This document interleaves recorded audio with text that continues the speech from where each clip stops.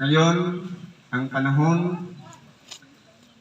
bilang paggunita natin sa ating dakilang Panginoon, na siya po nung ipahuli sa pamamagitan ng mga makapangyarihang tao sa lugar na kanyang sinilangan, siya po ay pinagpasapasahan, ninaanas, binigay kay Caiphas, ibinalik kay Anas, hanggang kay Herodes, at pagkatapos doon, nangagsangunian sila hanggang sa nakarating sa gobernador. Walang iba, si Pilato. Ang ating dakilang Panginoon,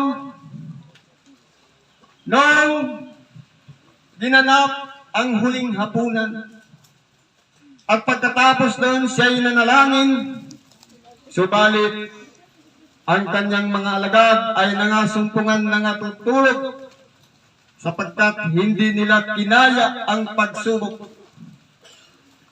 Kaya nangyari po, naging matatag ang ating dakilang Panginoon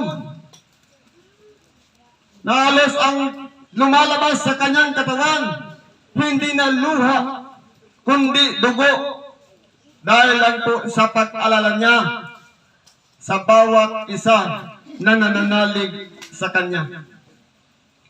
Naging kalakasan ng ating dakilang Panginoon ang mga taong nakapaligid sa kanya na nakinig ng kanyang aral. Subalit, kahit nga ang kanyang mga alagad, bagamat sinabi ni Pedro, hanggang kamatayan hindi kita iiwan, Panginoon. Ano ang sinabi ng ating dakilang Panginoon? Pedro, bago tumilaok ng makalawa ang manok, 3 beses mo akong ikakailak. Si Pedro ay lumalarawan sa atin na kapag tayo'y sumusumpa sa harapan ng Diyos, minsan hindi naman natin nagaganap. At ang nangyayari, pawang sa bibig lamang lumalabas ang salita na gaganapin, gagampanan, pero pagdating sa paggawa, kulang po tayo. Kaya nangyari po sa ating dakilang Panginoon, nung siya'y hinuli na at nakatali na sa haliging bato na siya'y pinahihirapan, at pagkatapos nakilala ng tao si Pedro, hindi baga kasama ka rin niya? Anong sabi ni Pedro? Hindi ko siya kilala. At pagkatapos lumipat ng pwesto si Pedro at ganun uli, napagkilala siya ng isang babae, pero ikinaila niya na naman uli ang ating dakilang Panginoon. At nung nalipat siya sa isang pwesto, sabi, na pagkikilala ko sa iyong pananalita, nakasama mo nga siya. At pagkatapos, ikinailala naman ni Pedro sa katumilaok ang manok. Si Pedro po ay lumalarawan ng ugali ng tao na kung papaano po tayo dapat sumusumpa, dapat po natin isinasagawa. Ang mga iba pang alagad ng ating dakilang Panginoon, wala pong natira sa piling niya maliban kay Juan na hindi siya iniwan sapagkat kasakasama si Maria.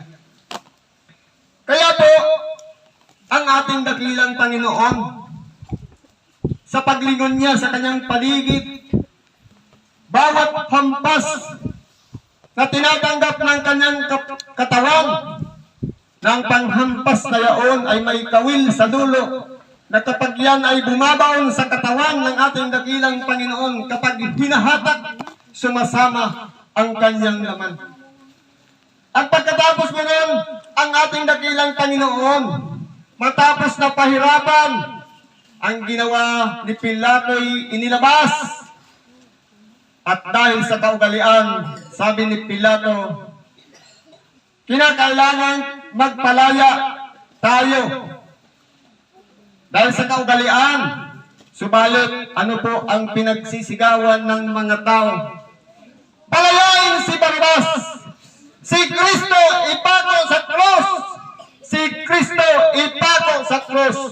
si Kristo ipako sa krus. Hindi lang isang beses sinabi, 3 ulit na nagsisigawan ng tao dahil sa udyok ng mga matatanda.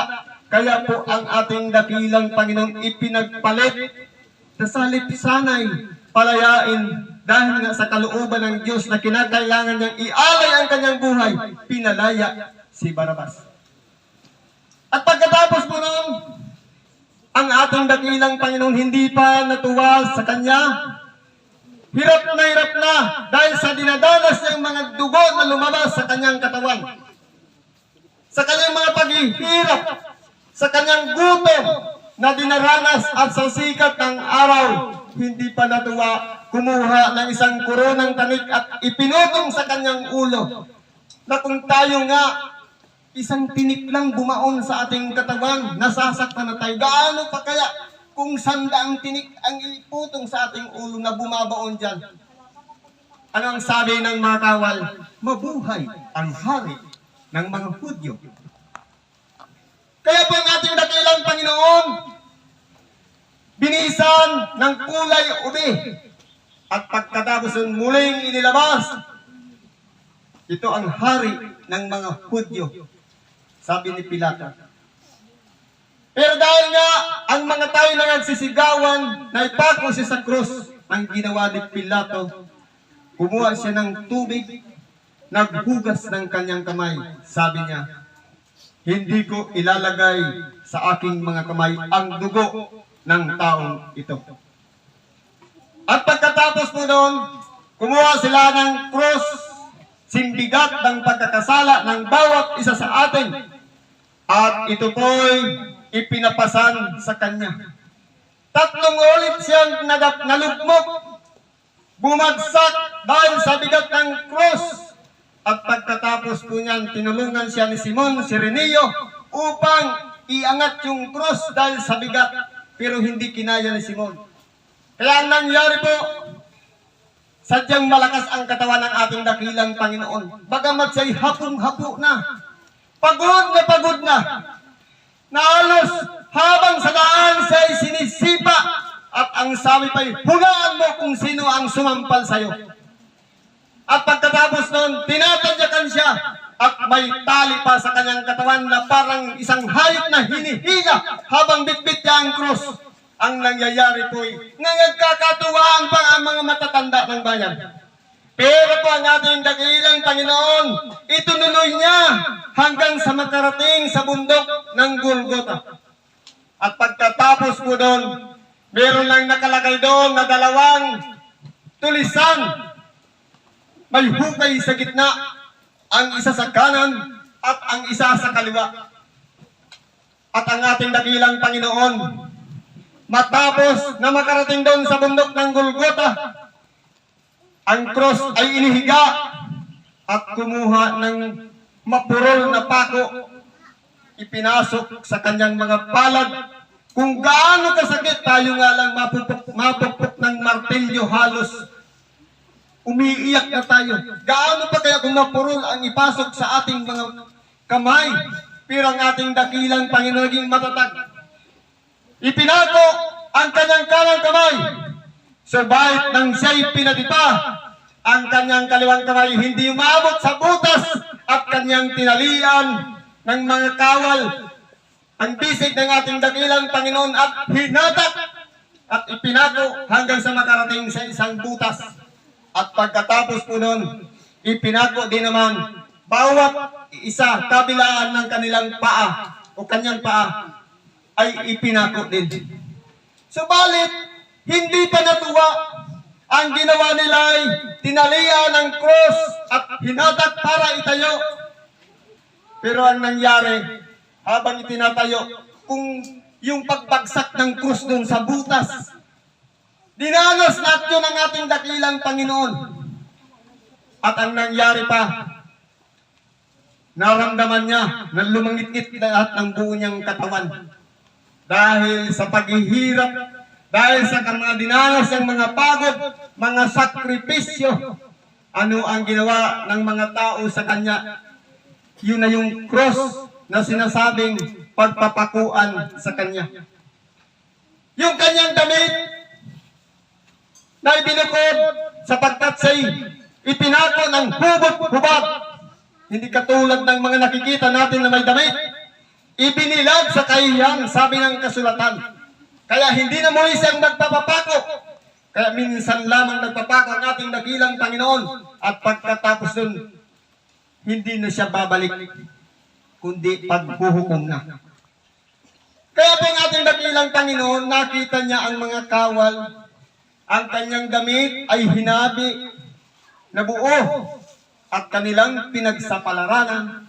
At ang sabi ng ating dakilang Panginoon, dahil ang mga kawal, ginagawa nila ang isang bagay na akala nila'y matuwid. Ang sabi niya, Ama, patawarin mo sila sapagkat hindi nila nalalaman ang kanilang ginagawa. Unang palabra ng ating dakilang Panginoon, hindi pwedeng sabihin natin na kapag tayo'y nagkasala, magkakasala muli, sabi nga, kung sinasadya ninyo ang inyong pagkakasala, wala nang natitira pang hain. Sa makatuwid, ang sigaw ng ating dakilang Panginoon na Ama, patawarin mo sila sapagkat hindi nila nalalaman ang kanilang ginagawa. Kung tayo po ay isang inosente, hindi natin alam na yun pala ay pagkakasala. Kasama tayo doon sa hiningi ng tawad ng ating dakilang Panginoon. Pero kung alam na natin na ito'y ipagkakasala natin at ginawa pa natin, hindi na tayo kasama doon sa inihingi ng ating dakilang Panginoon. Kaya hindi po natin pwedeng sabihin na bawat pag-alaala natin ng pagpapako sa ating dakilang Panginoon, tayo'y panatawarin. Kundi, kinakailangan, hindi lang yung pagpapatawad. Kundi, tayong mga tao, magbago na rin ang ating mga buhay. Ituwid na natin ang ating mga landas sapagkat nakakaalam na tayo ng pagtama ng paggawa ng mabuti at paggawa ng masama. Sinabi nga kanina, kapag kinain mo ang bunga na yan, kayo'y magiging Diyos. Di naman. Totoo po. Sapagkat tayo mga tao may kalayaang pumili ng mabuti at masama. Kaya malalaman natin sa ating sarili kung ang nananalaytay sa ating pagkatao ay isang gawaing masama o isang gawaing mabuti. Marahil kung nalalaman na natin na ipagkakasala natin yon, hindi na tayo sakop ng hiningi ng ating dakilang Panginoon. Pero mapalad tayo kung ngayon lang natin napakinggan ang aral na kaya pala sumigaw ang ating dakilang Panginoon ng paghingi ng tawad para lamang sa mga tao na hindi nakakaalam ng kanilang ginagawa. Kaya ang unang palabra, Ama, patawarin mo sila sapagkat hindi nila nalalaman ang kanilang ginagawa.